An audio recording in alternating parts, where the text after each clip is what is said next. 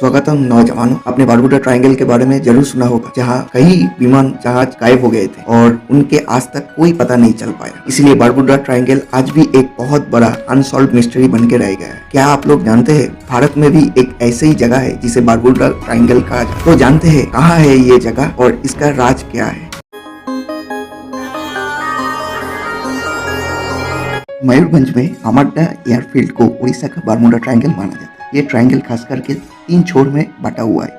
पहला एयरबोदा जो बांकुड़ा वेस्ट बंगाल में आता है, दूसरा चाकुलिया झारखंड में और तीसरा अमड्डा रोड एयरफील्ड जो उड़ीसा में आता है। ये तीनों जगह मिला के ये ट्रायंगल फैला हुआ है। पिछले 80 साल में यहाँ 100 से अधिक क्रैश हो चुका है, इसलिए इसे आज तक बहुत ही भयानक और खतरनाक जगह माना जाता है। कोई भी फाइटर प्लेन हो या पैसेंजर प्लेन या कोई भी एयरक्राफ्ट इस जगह के ऊपर से नहीं जाता। आखिर इन सब के पीछे क्या कारण हो सकता है, चलिए पहले जानते हैं इस जगह का इतिहास के बारे में। 100 साल पहले ये एयरफील्ड सेकेंड वर्ल्ड वॉर के दौरान 1940 साल में बनाया गया, जब जापान से लड़ाई चल रहा था। तो यह फाइटर प्लेन यहाँ से आता था और जाता था। इसके बाद ये जगह एक बैटल हब बन चुका था, जिस कारण से धीरे धीरे एयरक्राफ्ट इधर से गुजरना या टेक ऑफ या लैंडिंग करना बंद कर दिया। यहाँ तक कि आज़ादी के बाद भी हमने इसे यूज नहीं किया, और उसके पीछे का कारण है वर्ल्ड वॉर के टाइम पे इतना सारा क्रैश हुआ था, उसके वजह से ये जगह को लेके एक खौफ पैदा हो गया है। सबसे पहला क्रैश फोर्ट में 1940 में हुआ था, जब एक अमेरिकन प्लेन कनाडा प्लेन से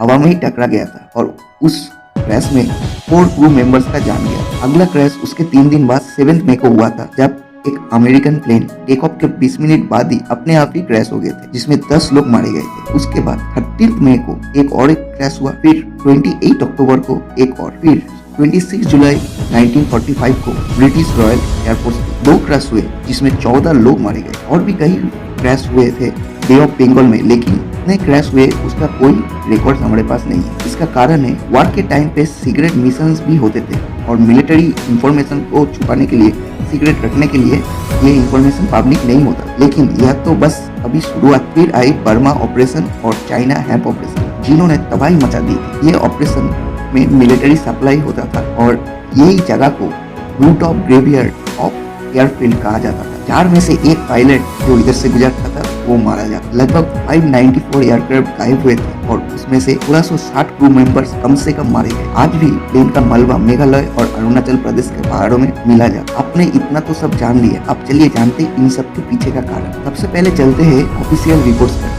अकॉर्डिंग टू सोर्स, आजादी से पहले और आजादी के बाद इस पर बहुत सारा इन्वेस्टिगेशन किया गया, लेकिन सारे प्लेन्स का इंफॉर्मेशन टॉप सीक्रेट रखा गया था। लगभग 25 केसेस दर्ज हुए थे और कहा जाता है कि इन पर अच्छे से तरह से इन्वेस्टिगेशन नहीं किया गया और मामले को बंद कर दिया गया। लेकिन कई लोग ने भी पर्सनली इस पर रिसर्च किया है और आज तक इसका रीजन एक राज ही है। आधे से ज्यादा दुर्घटना नॉर्मल वेदर में हुई है, तो मौसम का इधर कोई रोल नहीं है। इन सब के पीछे एक और पॉसिबिलिटी है, जिसमें कहा गया है कि ये ट्रायंगल के पास ही एक यूरेनियम का माइन मिला। आप लोगों को पता ही है, ये एक रेडियो एक्टिव एलिमेंट है जो न्यूक्लियर प्लांट में यूज होता है और ये कभी कभी अनस्टेबल हो जाता है, जिसके आसपास कोई इलेक्ट्रॉनिक डिवाइस या सिस्टम हो तो काम करना बंद कर देता है। यहाँ मैक्सिमम प्लेन कम ऊंचाई से जाता है और इसका वजह से इंजन और बाकी सिस्टम काम करना बंद कर देते थे, तो प्लेन ऑटोमेटिक क्रैश हो जाता। अभी इसका कोई पुख्ता सबूत नहीं मिला, तो हम सिर्फ ये सारे थ्योरी पे ही विश्वास कर सकते। अगर आपको कोई थ्योरी सुनने को मिला है तो कॉमेंट सेक्शन में जरूर बताएं और ये वीडियो कितना इन्फॉर्मेटिव है वो भी बताना ना भूलिए। चलिए नौजवानों, मिलते हैं नेक्स्ट वीडियो।